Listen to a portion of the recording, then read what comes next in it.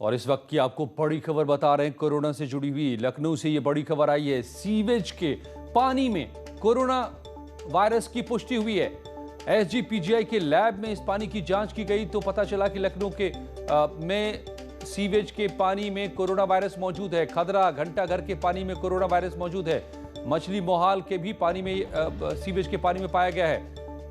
ये बड़ी खबर इस वक्त ये बता रहे हैं आपको। लखनऊ में 3 जगहों से लिए गए थे सैंपल, खदरा, घंटाघर और मछली मोहाल, जिसमें कोरोना वायरस पाया गया है। आईसीएमआर को अब ये रिपोर्ट भेजी गई है। आईसीएमआर डब्ल्यूएचओ पानी के सैंपल ले रहे हैं। अलाउद्दीन हमारे संवाददाता मेरे साथ जुड़ गए हैं। अलाउद्दीन, ये खबर हिलाने वाली।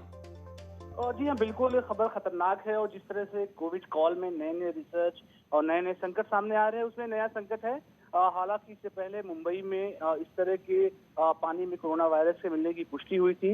उसके बाद से ही डब्ल्यूएचओ और आईसीएमआर ने मिल करके यह कवायद शुरू की है कि देश के तमाम बड़े शहरों में जहां पर केसेस ज्यादा पाए जा रहे हैं, वहां के सीवेज सिस्टम में, यानी कि जो उस शहर के निवासी हैं जो पानी इस्तेमाल करते हैं, वो पर्टिकुलर जिस जगह पर जाकर ड्रेनेज सिस्टम में वो मिलता है, या चाहे वो नदी में या फिर जिस नाले में मिलता है, उस पर्टिकुलर जगह से सैंपल इकट्ठे किए जा रहे हैं। उसी कवायद के तहत राजधानी लखनऊ में आईसीएमआर और डब्ल्यूएचओ की टीम ने सैंपल 3 जगह से इकट्ठा कराए थे। जो खदरा में जो सैंपल जहां पर लिया गया है, जिस जगह पर सीवेज सिस्टम का पानी जाके मिलता है, उसमें पूर्णतः कोरोना वायरस के होने की पुष्टि हुई है। यानी कि वो जो पानी सीवेज सिस्टम का आकर के मिल रहा है नदी में, गोमती नदी में, उसमें जो है पानी में कोरोना वायरस की पुष्टि हुई है। तो ऐसे में कहीं ना कहीं से रिपोर्ट अब दिल दहला देने वाली है। हालांकि ये कितनी खतरनाक है, उस पानी का कितना इस्तेमाल हो रहा है और कितना इस्तेमाल होगा, ये तमाम चीजें अभी बात है। हालांकि डॉक्टर उज्ज्वला, जो कि एचओडी है माइक्रोबायोलॉजी डिपार्टमेंट की पीजीआई की, उन्होंने न्यूज 18 से इस खबर की पुष्टि भी की है। उनके ही लैब में ये सैंपल जांचे गए। उन्होंने कहा कि हमने अलाउद्दीन दोनों को जी, अलाउद्दीन, क्या बता रहे हैं जानकार, क्या बता रहे हैं डॉक्टर इस वक्त आपको? एक जगह के सैंपल में ये कोरोना वायरस पाया गया है सीवेज में। इसका मतलब क्या है कि कोरोना वायरस सीवेज के पानी में सरवाइव कर रहा है? क्या वो उसके जरिए तमाम इलाकों में फैल सकता है? मतलब क्या क्या मायने इस रिपोर्ट के, क्या बता रहे हैं जानकार? देखिए, जो पूरा पानी में वायरस मिला है, इसकी वजह ये मानी गई है क्योंकि भारी तादाद में लोग अपने घरों में होम आइसोलेशन में हैं या फिर मूत्र और मल का जो त्याग कर रहे हैं। उसके बारे में बातें, रिपोर्टें पहले भी आई थी कि उसके जरिए से भी वायरस फैलने की चांसेस रहते हैं।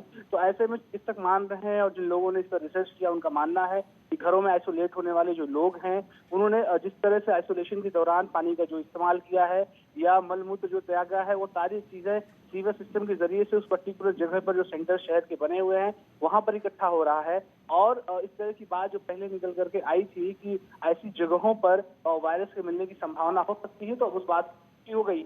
हालांकि ये पानी अब पीने में इस्तेमाल नहीं हो रहा है, ना ही ये पानी आम लोग इस्तेमाल कर रहे हैं, लेकिन इस बात में भी कोई शक नहीं है कि इन इलाकों में चाहे आप ले लें दूसरे जो जानवर हैं, जैसे आप शहर के तमाम जगहों पर जो दूधिए हैं, उनके जो जानवर हैं, वो तमाम चीजें नहाने के लिए इन इलाकों में जाते हैं। दूसरे जो लोग हैं, कुछ जगहों पर पानी पीने का भी इस्तेमाल जानवर करते हैं, जैसा कि आपने देखा था इससे पहले जो है गाजीपुर में गंगा तो ये अपने आप में बड़ी खबर इस वक्त की और परेशान करने वाली कि सीवेज वाटर में पाया गया है कोरोना के वायरस पाए गए हैं। जांच के बाद ये पता चला है और ये आईसीएमआर और डब्ल्यूएचओ ने मिलकर जांच शुरू की है। इसमें ये बातें सामने आ रही है। अब डॉक्टर जुड़े तो वो बताएं हमें कि क्या इसके मायने, क्या क्या इससे खतरे।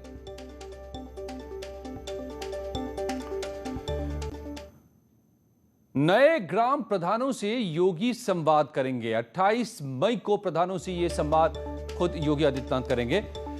संवाद वर्चुअल होगा। 58,000 से ज्यादा ग्राम प्रधान इससे जुड़ेंगे। नवनिर्वाचित ग्राम प्रधानों से खुद सीएम योगी मुखातिब होंगे, बताएंगे उन्हें क्या उनके दायित्व, क्या उनको करना है, गांव के विकास को कैसे आगे बढ़ा सकते हैं ग्राम प्रधान, यही मंत्र देंगे सीएम योगी। खुद करेंगे बात 58,000 से ज्यादा ग्राम प्रधानों से 28 तारीख को। हाल में हुए पंचायत चुनावों में चुने गए हैं जो नए ग्राम प्रधान, उनको सीएम योगी देंगे विकास का मंत्र।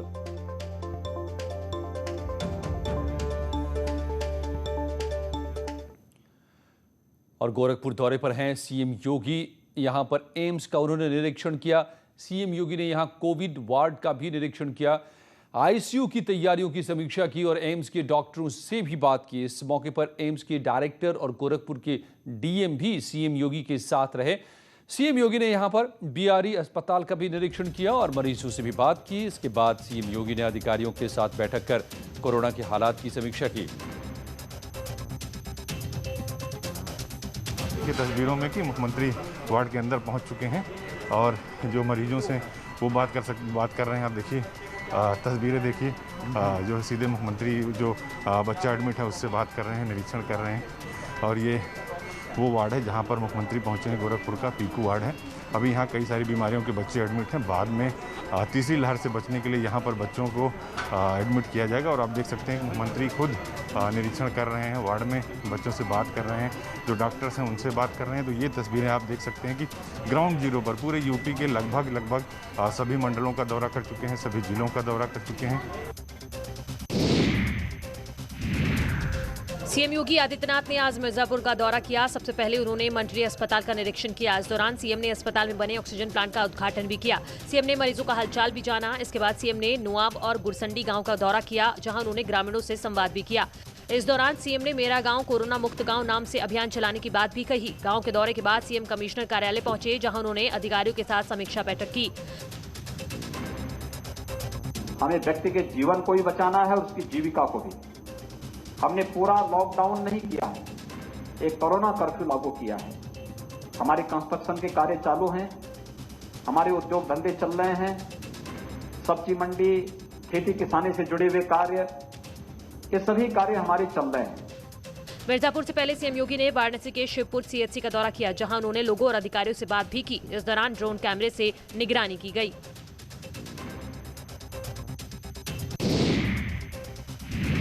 फर्रुखाबाद जनपद में कोरोना के पांव पसारने के बावजूद स्वास्थ्य विभाग की ओर से लापरवाही बरती जा रही है। कोरोना संक्रमित मरीजों के इलाज के लिए बने L2 अस्पताल से निकलने वाला बायोवेस्ट, पीपीई किट, ग्लव्स और मास्क जैसी चीजें अस्पताल में बायोवेस्ट कंटेनरों में जमा करने या इंसिनरेटर के जरिए नष्ट किए जाने की बजाय इन्हें अस्पताल के मेन गेट के नजदीक एक गड्ढे में डाला जाता है। अक्सर कचरा बीनने वाले लोग और कुत्ते इस गड्ढे के आसपास मंडराते हैं। पास ही पोस्टमार्टम हाउस होने की वजह से मृतकों के परिजन भी आसपास घूमते रहते हैं। सामान्य तौर पर भी बायोवेस्ट को बाहर फेंकने के स्थान पर अस्पताल के भीतर ही बायोवेस्ट के कंटेनर्स में ही इकट्ठा करने का नियम है। इस जैविक कचरे को बायोवेस्ट कलेक्शन कंपनी द्वारा वाहन में भरकर ले जाने की व्यवस्था है। लोगों का आरोप है कि बायोवेस्ट उठाने वाली कंपनी गड्ढे में से कचरा नहीं उठाती, वो सिर्फ अस्पताल के कंटेनरों में पॉलिथीन बैग्स में रखा कचरा ही उठाती है। ऐसे में कचरा बीनने वाले लोग इसमें से बीनने योग्य प्लास्टिक मटेरियल उठा ले जाते हैं। ये अभी मेरे संज्ञान में नहीं है। अभी सूचना देके इसको साफ कराने के लिए कहा हुआ, साफ हो जाएगा। आगे से ध्यान रखा जाएगा इसका।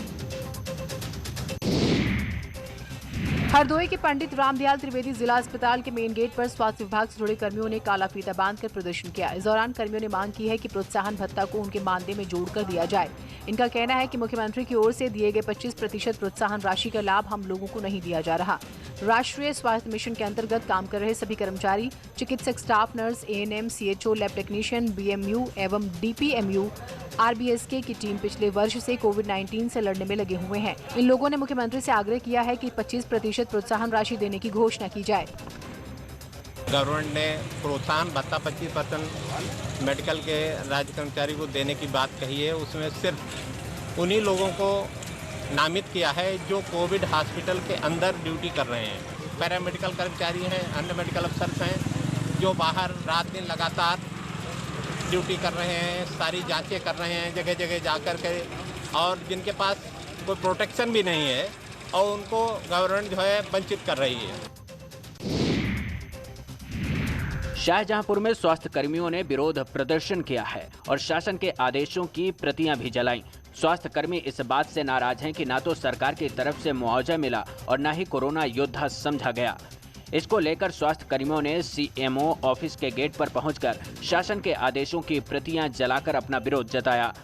जमकर नारेबाजी करते हुए स्वास्थ्य कर्मियों ने आरोप लगाया कि सरकार स्वास्थ्य कर्मियों को ना तो कोरोना योद्धा ही समझ रही है और न ही मृतक स्वास्थ्य कर्मियों के परिजनों को मुआवजा दिया जा रहा है। स्वास्थ्य कर्मियों ने साफ कर दिया कि जब तक उनकी मांग पूरी नहीं होती है वो विरोध जताते रहेंगे। मुझे दुख के साथ कहना पड़ रहा है कि हमारे शाहजहांपुर के कितने कर्मचारी हैं जो कि एक हमारे पास अभी 7 तारीख को डेथ हुई है, इससे पहले 30 सितंबर को डेथ हुई थी हमारे स्वास्थ्य विभाग के, लेकिन अभी तक किसी भी आश्रित को कोई भी राशि नहीं दी गई है। आरएसएस के प्रचार प्रमुख सुनील आम्बेकर ने कहा है कि कोरोना की दूसरी लहर में भी आरएसएस कार्यकर्ताओं ने बढ़ चढ़कर हिस्सा लिया है। उन्होंने कहा कि इस बार की प्राथमिकताएं अलग थी, जैसे ऑक्सीजन और बेड की व्यवस्था करवाना। उन्होंने कहा कि आरएसएस के कार्यकर्ता जमीन पर काम में लगे हुए हैं। वैक्सीनेशन के लिए भी कार्यकर्ता जागरूकता फैलाने में लगे हैं। टूल किट के मुद्दे पर सुनील आम्बेकर ने कहा कि यह देश को बदनाम करने की साजिश है। उन्होंने कहा कि राजनीति करना अपनी जगह पर है, लेकिन इस वक्त सबको मिलकर काम करने की जरूरत है। पिछली बार की तुलना में इस बार कोरोना की लहर काफी खतरनाक स्तर पर पहुंच गई है। पिछली बार की तुलना में जहां आरएसएस काफी तेजी से काम करता हुआ दिखाई दिया, वहीं इस बार आरोप लग रहे हैं कि आरएसएस के स्वयंसेवक दिखाई नहीं दे रहे। इस पर बातचीत करने के लिए हमारे साथ मौजूद हैं संघ के अखिल भारतीय प्रचार प्रमुख सुनील आम्बेकर जी। सुनील जी, पिछली बार जब लहर आई थी तो स्वयंसेवक सड़कों पर दिखाई दे रहे थे, भोजन बांटते हुए, काढ़ा देते हुए, मेडिसिन देते हुए, लोगों को घर पहुंचाते हुए। लेकिन इस बार की जो लहर है पिछली बार से ज़्यादा खतरनाक है, लोगों की ज़्यादा जाने गई हैं, बड़ी संख्या में इफेक्टिव हुए लोग। लेकिन संघ जो पिछली बार की तुलना में देखें तो इस बार नहीं कहीं दिखाई दे रहा। ऐसा नहीं, संघ तो हमेशा पहली लहर में जैसा काम किया वैसा ही काम इस लहर में भी कर रहा है। इस बार की आवश्यकताएं कुछ अलग थी, जिसमें ऑक्सीजन है, हॉस्पिटल ओरिएंटेड आवश्यकताएं ज़्यादा थी और इसलिए वो काम का तरीका अलग था। सरकारी अस्पतालों में लोगों को सहायता करने का काम किया और ऑक्सीजन ये महत्वपूर्ण था, इसलिए आइसोलेशन सेंटर ऑक्सीजन की व्यवस्था होने के बाद शुरू किए हैं। अभी लगभग 3,1838 स्थानों पर हेल्पलाइन चल रही है। लगभग 700 से ज़्यादा स्थानों पर कोविड सेंटर्स चलाए जा रहे हैं, जिसमें कई सारे बेड्स हैं और उसमें कई सारे ऑक्सीजन युक्त बेड भी है। तो बहुत सारे कार्यकर्ता लगे हुए हैं। वैक्सीनेशन की जागरूकता के लिए लगभग 8,000 से ज़्यादा स्थानों पर कार्यकर्ता काम कर रहे हैं। तो बहुत सारी ऐसी काम लगातार चल रहे हैं और संघ के स्वयंसेवक बराबरी से। पिछले बार लोग माइग्रेट कर रहे थे तो लोग रास्ते पर थे, भोजन की आवश्यकता ज़्यादा थी इस समय वो आवश्यकताएं कम है क्योंकि हमने वो व्यवस्थाएं समाज में बनी है, इसलिए वो काम भी चल रहा है। कई लोगों को हेल्पलाइन में जो लोग हैं उनके लिए काम कर रहे हैं, लेकिन मुख्यतः ये काम हो रहा है। यानी कि इस बार सड़कों से अलग हटकर आइसोलेशन सेंटर में, हॉस्पिटल्स में संघ ज़्यादा काम कर रहे हैं और यहाँ तक कि अंतिम संस्कार देने के लिए भी कॉरपोरेशंस के जो लोग हैं उन पर दबाव है, इसलिए उनकी सहायता कर रहे हैं। लगभग मैं अगर बताऊं आपको तो लगभग 400 से ज़्यादा स्थान होंगे कि जहाँ पर स्वयंसेवक ऐसा कर रहे हैं। 300 से ज़्यादा स्थानों पर ऐसी शववाहिका चला रहे हैं, उसकी व्यवस्था की है, एम्बुलेंस की व्यवस्थाएं की है। अभी कोई आंकड़ा है कि कई स्वयंसेवकों के पदाधिकारियों की जानें भी इसमें गई हैं सहायता करते हैं? हाँ, बहुत लोगों की गई है। मतलब ऐसे क्योंकि सेंटर में काम कर रहे थे या कहीं कोई हेल्प करने के लिए जा रहे थे, तो कोरोना तो बहुत लोगों को हुआ, जाने भी गई है जाने। सुनील जी, इस बार जो लहर है वो शहरों से भी निकलकर गांव तक पहुंची है। गांव में भी कई नौजवानों की मौत हुई है, तो क्या उसको लेकर भी संघ कुछ काम कर रहा है? कोई उसकी रणनीति है कि गांव में अब जो फैल गया है आगे और ना फैले? निश्चित रूप से सबसे महत्वपूर्ण है जागरूकता।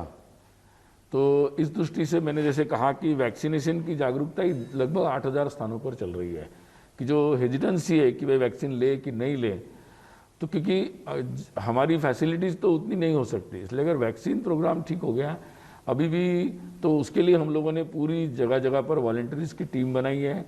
कई संस्थाओं से मिलकर, सामाजिक संस्थाएं स्थानीय जो होती है उनसे मिलकर भी वॉलंटियर्स की टीम बन रही है और जो जाके लोगों को जागरूक कर रही है।